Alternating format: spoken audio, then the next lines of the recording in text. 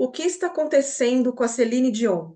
Síndrome da pessoa rígida. Eu vou falar nesse vídeo mais sobre essa doença, para que vocês entendam um pouquinho mais o que está acontecendo com a Céline Dion. Eu confesso que eu fiquei muito tocada, muito emocionada com a performance dela na cerimônia de abertura das Olimpíadas Paris 2024, cantando lindamente, magistralmente, divinamente, diante de uma doença séria, diante de condições de saúde debilitadas e diante de muita força de vontade, muita superação. E é por isso que eu estou aqui para explicar para vocês um pouco melhor sobre isso. As pessoas perguntam corriqueiramente, né? Mesmo aqui no consultório. O paciente de atendimento ou os familiares perguntam: e a Celine Dion? Como que é a doença dela? Como que ela está? Síndrome da pessoa rígida? A pessoa fica rígida? O músculo fica endurecido? Como é que é isso? A síndrome da pessoa rígida é uma doença neurológica autoimune. O que quer dizer isso? O nosso próprio sistema imune nos autoagride. Essas são as doenças autoimunes. E essa doença, em especial, ela está relacionada a um neurotransmissor específico do cérebro. Então, dentro do cérebro, nós temos várias moléculas que são denominadas neurotransmissores, que participam dos processamentos dos neurônios, que envolvem as inúmeras ações do nosso corpo. Existe um neurotransmissor em específico chamado GABA, que é o ácido gama-aminobutírico. Esse neurotransmissor chamado GABA, ele é um dos principais neurotransmissores do cérebro. Ele tem a sua principal atividade, ele é inibitória. Ele tem um neurotransmissor inibitório, principal atividade, mas ele está envolvido em inúmeros processamentos neurais. Ele participa como coadjuvante de outros neurotransmissores, como a serotonina, a dopamina, entre outros. E a questão é com ele. Por quê? Na síndrome da pessoa rígida, de uma forma autoimune, existe uma atividade alterada do GABA. Existe uma diminuição da atividade do GABA. E essa diminuição é de caráter autoimune, porque existe um aumento da produção de anticorpos contra, eu vou entrar em termos técnicos aqui, contra uma enzima que ajuda na síntese do GABA, na formação do GABA. Essa enzima, ela catalisa, ela acelera essa produção. E existe uma taxa alta de anticorpos contra essa enzima, que iria produzir o GABA. Então, nós temos um efeito inibitório do próprio GABA. E isso prejudica inúmeras funções corporais. É uma doença que atinge mais mulheres, de 2 a 3 vezes mais mulheres do que homens, mas também existem relatos em homens. E é uma doença já do adulto jovem, depois de 30, 40 anos.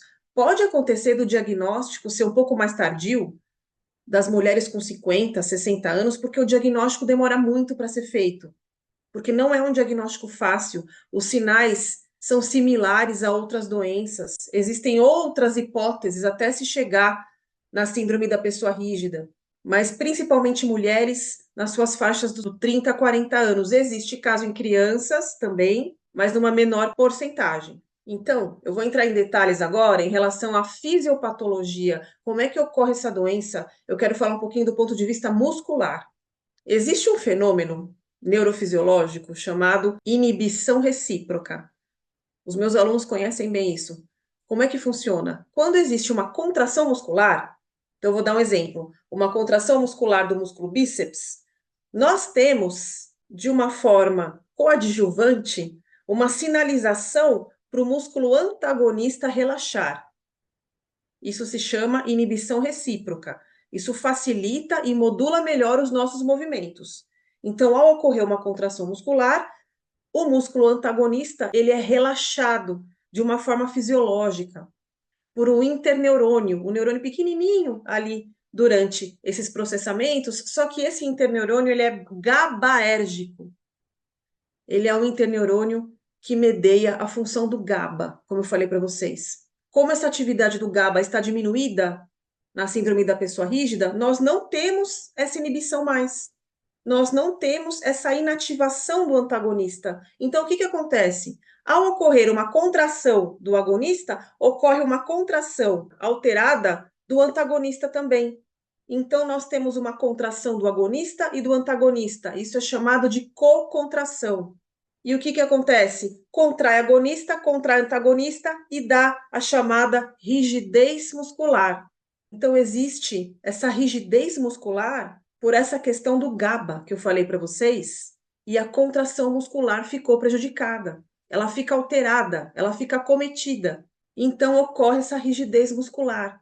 Isso é um ponto. Outro ponto, o tônus muscular. Essa contração basal que existe no músculo, que nós chamamos de tônus muscular, que é modulado pelo sistema nervoso central, ele fica desregulado também e aumenta o tônus. Então, os músculos ficam com um tônus maior, uma tonificação maior, eles ficam contraídos em excesso, daí vem a rigidez.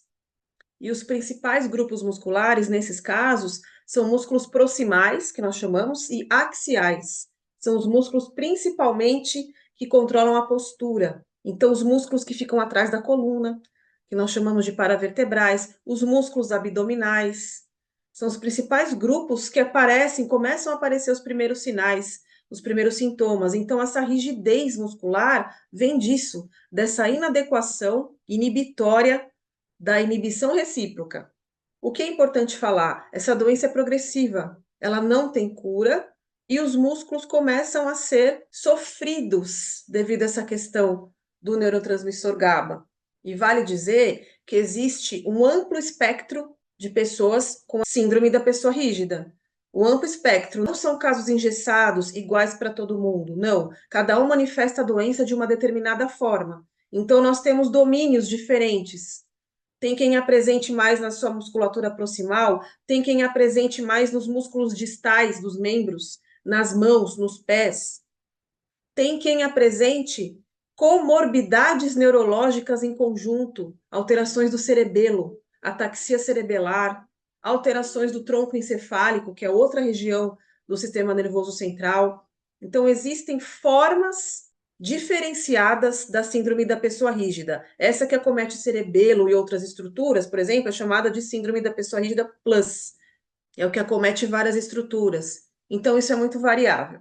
Outra questão, o GABA, como eu havia dito, ele é um neurotransmissor essencial. Ele tem puramente o seu efeito inibitório em alguns processamentos e ele está envolvido em circuitos neurais também de outros transmissores, dopamina, serotonina. Então, ele está diretamente ligado também à circuitaria de ansiedade, depressão, transtornos do pânico, fobias.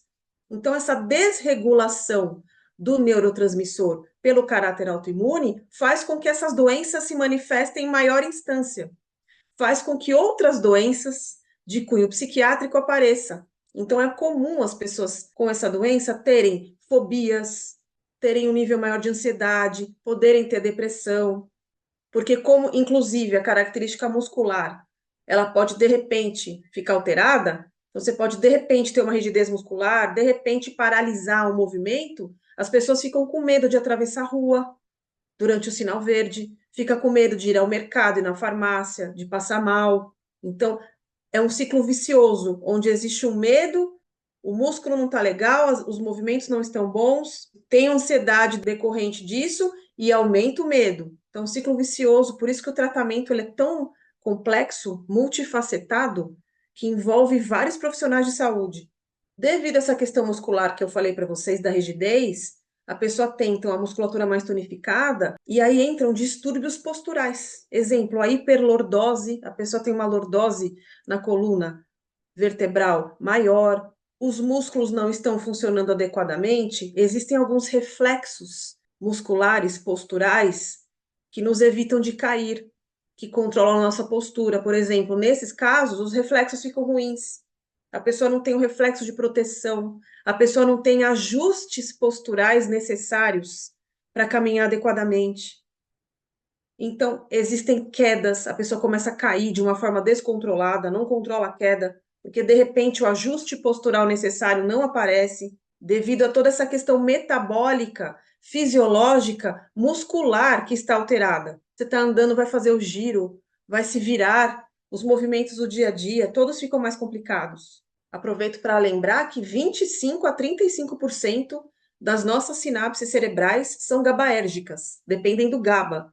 Então, imaginem os múltiplos processos que são acometidos em tudo isso. Então, não é uma doença puramente muscular. Ela é uma doença neurológica, ela é uma doença rara e uma doença autoimune. Uma curiosidade, ela foi descrita em 1956 por dois médicos que descreveram 14 casos de pessoas com essas condições num espaço de 30 anos de estudo.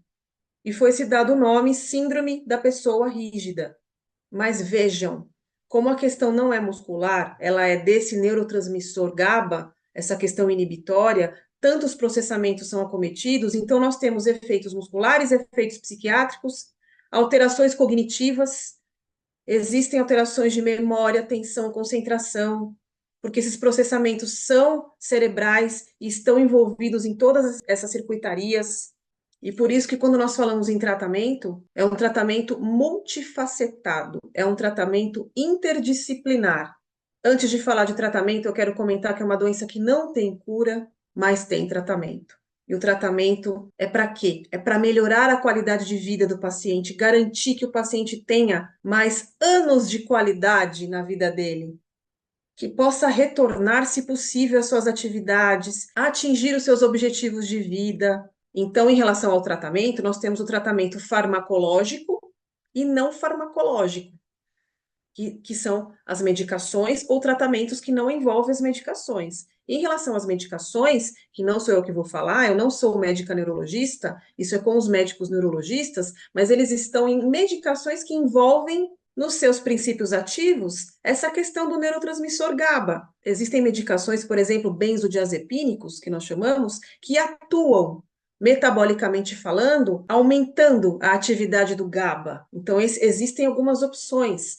Outro pilar do tratamento farmacológico é a imunoterapia, o tratamento com imunomoduladores que vão mexer, que vão atuar também na resposta imune do paciente em relação a essa alta de anticorpos. Então, esse grande pilar farmacológico. E nós temos o pilar não farmacológico, que é onde eu gostaria de dizer aqui, que é da minha especialidade, fisioterapia neurológica, a importância desse tratamento junto aos pacientes.